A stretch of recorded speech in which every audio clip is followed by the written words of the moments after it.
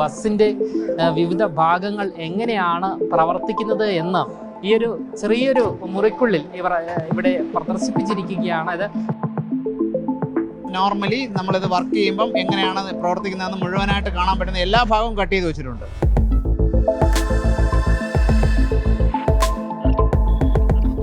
ഈ പമ്പാണ് ഓയിലിനെ പമ്പ് ചെയ്ത് ഈ എഞ്ചിന് ലൂബ്രിക്കേഷന് ഫുള്ള് സപ്ലൈ ചെയ്യുന്നത്.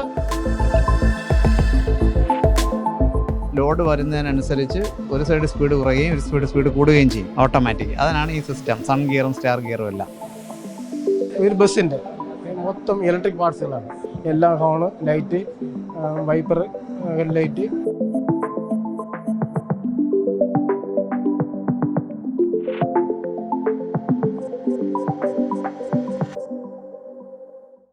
നമസ്കാരം.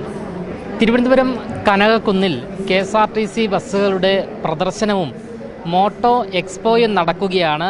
എന്തായാലും നിരവധി കാഴ്ചകളാണ് ഈ എക്സ്പോയിൽ നമുക്ക് കാണുവാൻ സാധിക്കുന്നത്.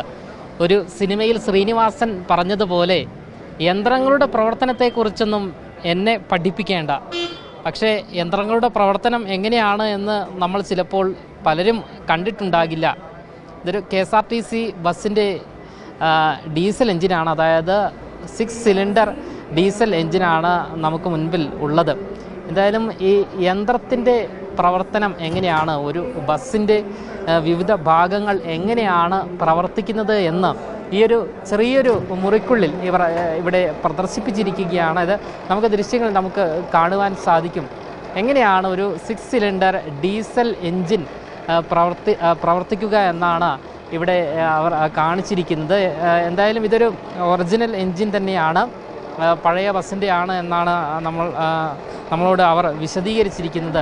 എന്തായാലും പാപ്പനംകോട് KSRTC കാരാണ് ഇത്തരത്തിൽ, KSRTC സെൻട്രൽ വർക്ക്സ് പാപ്പനംകോടുകാരാണ് ഇത്തരത്തിലൊരു പ്രദർശനം ഇവിടെ സംഘടിപ്പിച്ചിരിക്കുന്നത്.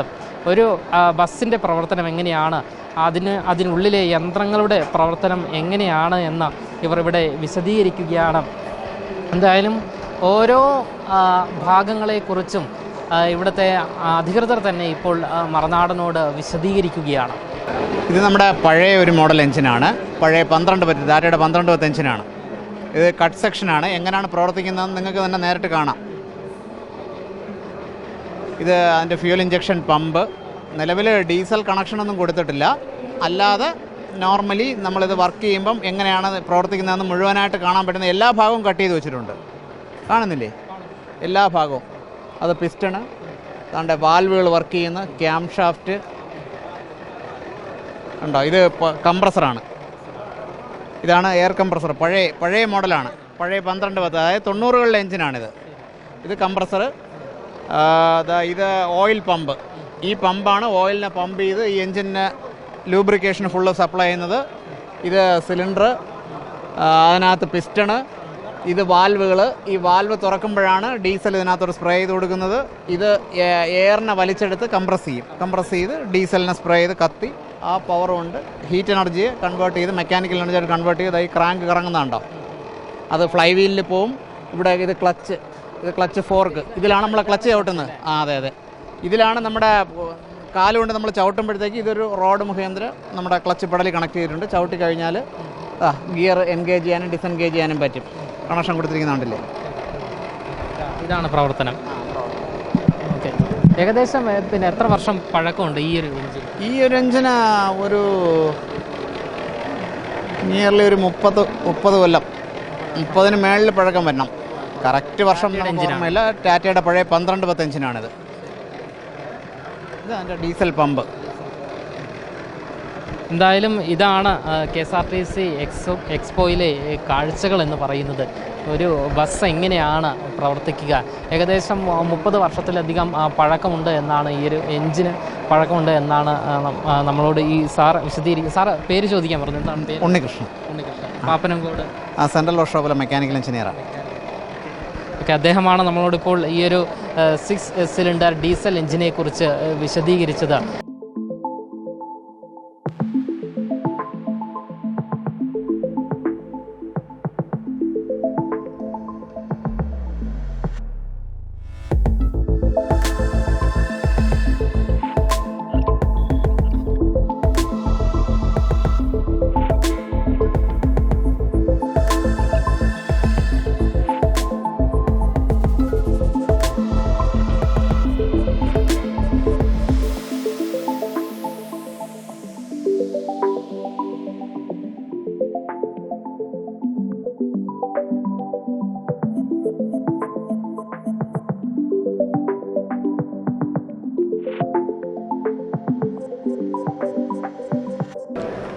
ഇതൊരു ബസ്സിൻ്റെ മുൻവശമാണ് നമുക്ക് കാണുവാൻ സാധിക്കുന്നത്. ഇൻഡിക്കേറ്റർ മുതൽ ലൈറ്റ് വരെയുള്ള എല്ലാ ഭാഗങ്ങളും ഇവിടെ പ്രദർശിപ്പിച്ചിട്ടുണ്ട്. നമുക്ക് ദൃശ്യങ്ങൾ നമുക്ക് കാണുവാൻ സാധിക്കും. ഒരു ബസ് റൂമിൻ്റെ ഭാഗം മുഴുവനായും ഇവർ ഇവിടെ ഈ ഒരു ബോർഡിൽ സെറ്റ് ചെയ്തിരിക്കുകയാണ്.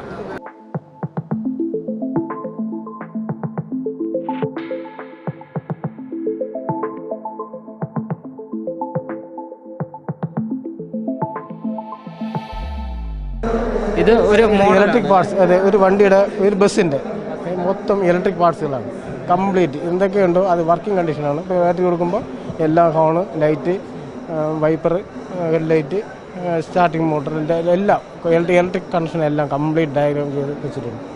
ബസ്സിൻ്റെ പുറകിലത്തെ ആക്സിലാണിത്. ഇത് പഴയ മോഡലാണ്. ഇതും ഒരു 30 കൊല്ലത്തിന് മേളിൽ പഴക്കം വരും. 30 തൊട്ട് 40 വരെ കൊല്ലം പഴക്കം വരുന്ന പഴയ ടാറ്റ ബസ്സിൻ്റെ മോഡലാണ്. അന്നൊക്കെ ഇത് ഹൈഡ്രോളിക് സിലിണ്ടർ, ഇത് വീൽ സിലിണ്ടർ, ഹൈഡ്രോളിക് ബ്രേക്ക് സിസ്റ്റമാണിത്. അതാണ് ലേറ്റസ്റ്റ്. എയർ ബ്രേക്ക് സിസ്റ്റം അപ്പുറത്താണ്, നേരത്തെ കണ്ടു. ഇത് ഹൈഡ്രോളിക് ബ്രേക്ക് സിസ്റ്റമാണ്. പിന്നെ ഇത് നമ്മൾ ആക്ച്വലി ബ്രേക്ക് സിസ്റ്റത്തിന് വേണ്ടിയല്ല, ഈ നമ്മുടെ റിയർ ആക്സിലെ ഡിഫറൻഷ്യൽ അസംബ്ലിയുടെ പ്രവർത്തനം കാണിക്കാൻ വേണ്ടിയാണ് വച്ചിരിക്കുന്നത്. ഉണ്ടല്ലേ, ഇതിനകത്ത് കാണാം.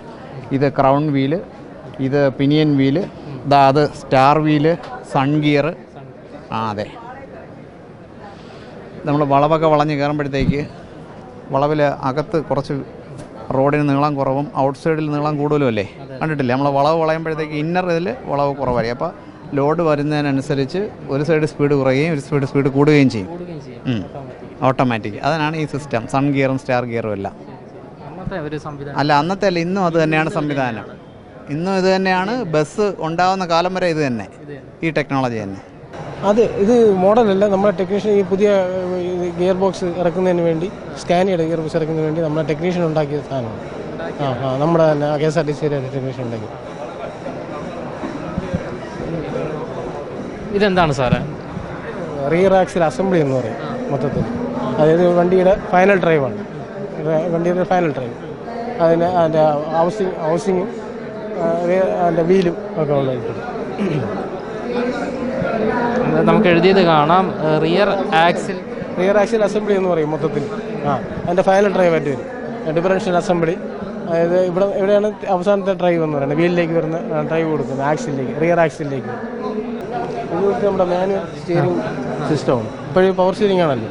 മുമ്പ് ഉപയോഗിച്ചിരുന്ന മാനുവലായിട്ടുള്ള സ്റ്റിയറിംഗ് സിസ്റ്റമാണ്. ഇത് പിന്നെ മോഡലാണ് അല്ലേ? ഇത് മുമ്പ് നമ്മൾ KSRTC ബസ്സിൽ ഉപയോഗിച്ചിരുന്നതാണ്. പവർ സ്റ്റിയറിംഗ് വരുന്നതിന് മുമ്പ് ഉപയോഗിച്ചിട്ടുണ്ടായിരുന്നത്. ഇത് power steering, pump cut section. ഇത് വന്നിട്ട് പവർ സ്റ്റിയറിംഗ് വന്നല്ലോ. അപ്പോൾ പവർ സ്റ്റിയറിംഗ് വന്നപ്പോൾ അതിൻ്റെ സ്റ്റിയറിംഗ് ബോക്സും അതിന് പവർ കൊടുക്കുന്ന ഹൈഡ്രോളിക് പവർ കൊടുക്കാൻ വേണ്ടിയുള്ള പമ്പുമാണ്, പവർ സ്റ്റിയറിംഗ് പമ്പ്. ഇത് എഞ്ചിൻ്റെ ഡ്രൈവ് എടുത്ത് ഹൈഡ്രോളിക് പ്രഷർ കൊടുത്ത്, ഹൈഡ്രോളിക് പ്രഷറിൻ്റെ സഹായത്തിൽ ഈ സ്റ്റിയറിംഗ് ബോക്സ്, അപ്പോൾ മാനുവൽ എഫർട്ട് വളരെ കുറയും. അതിൻ്റെ ഒരു കട്ട് സെക്ഷനാണ് ഇതായിരിക്കും. അതായത് ഇത് ഏറ്റവും ലേറ്റസ്റ്റ് ആണ് ഇപ്പോൾ നിലവിൽ ഉപയോഗിക്കേണ്ടിരിക്കുന്ന സ്റ്റിയറിംഗ് ബോക്സാണ്. അടുത്തത് hydraulic brake system. Hydraulic break സിസ്റ്റമാണ്. മുമ്പ് നമ്മുടെ KSRTC ഉപയോഗിച്ചിട്ടുണ്ട് hydraulic air assistant hydraulic brake system ഉപയോഗിച്ചിട്ടുണ്ട്. ഇതിപ്പോൾ വെറും ഹൈഡ്രോളിക് സിസ്റ്റം. ഇത് ലൈറ്റ് ഡ്യൂട്ടി വാഹനം, ജീപ്പ് അങ്ങനത്തെ മോഡലിനൊക്കെ ഉപയോഗിക്കുന്ന ഹൈഡ്രോളിക് സിസ്റ്റമാണ്. അതായത് ഹൈഡ്രോളിക് MC നമ്മുടെ പെടൻ്റെ മാസ്റ്റർ സിലിണ്ടർ നേരെ വീൽ സെൻറ്ററിലേക്ക് ഫ്ലൂയിഡ് സപ്ലൈ ചെയ്ത് പോകുന്നത്. ഇപ്പോൾ വർക്കിംഗ് കണ്ടീഷനാണ്. ചവിട്ടിയ ബ്രേക്ക് വർക്കിംഗ് കണ്ടീഷനാണ്. ചെയ്യാൻ പറ്റും. ചെയ്യാൻ പറ്റും. കറങ്ങിക്കൊണ്ടിരിക്കുമ്പോൾ ചവിട്ടുമ്പോൾ ഒന്നുകൂടെ പറയാമോ? ഇപ്പോൾ ഇത് ഹൈഡ്രോളിക് സിസ്റ്റമാണ്, ബ്രേക്ക് സിസ്റ്റമാണ്, ഫ്ലൂയിഡിൻ്റെ സ്ഥിതി. അപ്പോൾ അത് നമ്മുടെ വർക്കിംഗ് കണ്ടീഷനാണ്. അതിപ്പോൾ നമുക്ക് കാണിച്ചു തരാം. അത് ഇതിപ്പം വീൽ ഫിറ്റ് ചെയ്യുന്ന ഡ്രമ്മാണ്, വീൽ ഡ്രം. അപ്പോൾ ഇതൊന്ന് കറങ്ങിക്കൊണ്ടിരിക്കുമ്പോൾ ബ്രേക്ക് കിട്ടുമ്പോൾ അപ്ലൈ ആവും. കറക്കി കാണിച്ചപ്പോൾ ബ്രേക്ക് അവിടെ അപ്ലൈ ആവുന്നുണ്ട്. ഓക്കെ, ഇതാണ് hydraulic braking, complete hydraulic system. ഇതിപ്പോൾ ഏറ്റവും ലേറ്റസ്റ്റ് ആയിട്ട് ഉപയോഗിക്കുന്നതാണ് അല്ലേ? ഇതിപ്പോഴും ലൈറ്റ് ഡ്യൂട്ടി വാഹനങ്ങൾക്ക് ഉപയോഗിക്കുന്നതാണ്. ഹെവി ഡ്യൂട്ടിക്കില്ല, ലൈറ്റ് ഡ്യൂട്ടി വാഹനങ്ങൾ, ലൈറ്റ് ഡ്യൂട്ടിക്ക് ജീപ്പ്, കാർ അങ്ങനെ. അതിൻ്റെ ഒരു ഹൈഡ്രോളിക് സിസ്റ്റത്തിൻ്റെ പ്രവർത്തനം വന്നിട്ട് സ്റ്റിയറിംഗ് ബോക്സാണ്. Rack and pinion, power steering അല്ല, റാക്ക് ആൻഡ് പിനിയൻ സ്റ്റിയറിംഗ് ബോക്സാണ്. ഇതിൽ ഇപ്പോൾ പവർ സ്റ്റിയറിംഗ് അല്ല, ഇത് മാനുവലാണ്. റാക്ക് ആൻഡ് പിനിയൻ ഇപ്പം നിലവിൽ ചില വണ്ടികൾക്കുണ്ട്. ഇപ്പോൾ വന്നിട്ട് പവർ സ്റ്റിയറിംഗ് കൂടെ ആഡ് ചെയ്യുന്നുണ്ട്. KSRTC എത്രമാത്രം മാറിപ്പോയി എന്നുള്ളതിന് തെളിവാണ്. KSRTC പുതിയ ടെക്നോളജി ഒന്നും പറ്റില്ല, ഇത് പഴയ ടെക്നോളജികളാണ് ഇപ്പോഴും ഇരിക്കുന്നത്. ഇത് എയർ ബ്രേക്ക് സിസ്റ്റം അല്ലേ? അത് എയർ ബ്രേക്ക് സിസ്റ്റം. അത് നമ്മൾ നിലവിലിപ്പോൾ ബസ്സുകളിലൊക്കെ എയർ ബ്രേക്ക് സിസ്റ്റം ഉണ്ടല്ലോ, അതിൻ്റെ ഒരു ഡെമോയാണ് നമ്മൾ വെച്ചിരിക്കുന്നത്. വർക്കിംഗ് കണ്ടീഷനാണ്. ഇപ്പോൾ അത് കംപ്രസർ വെച്ചിട്ടുണ്ട്, അതിന് എയറിന് പകരം കംപ്രസർ വെച്ച് എയർ കയറ്റി നമ്മൾ വർക്കിംഗ് കണ്ടീഷനിലാണ്. ഇത് ബ്രേക്ക് ചവിട്ടുന്നതിനകത്ത് അപ്ലൈ ആവും. ഹാൻഡ് ബ്രേക്ക് ഉൾപ്പെടെ എല്ലാം സെറ്റ് ചെയ്ത് വെച്ചിട്ടുണ്ട്.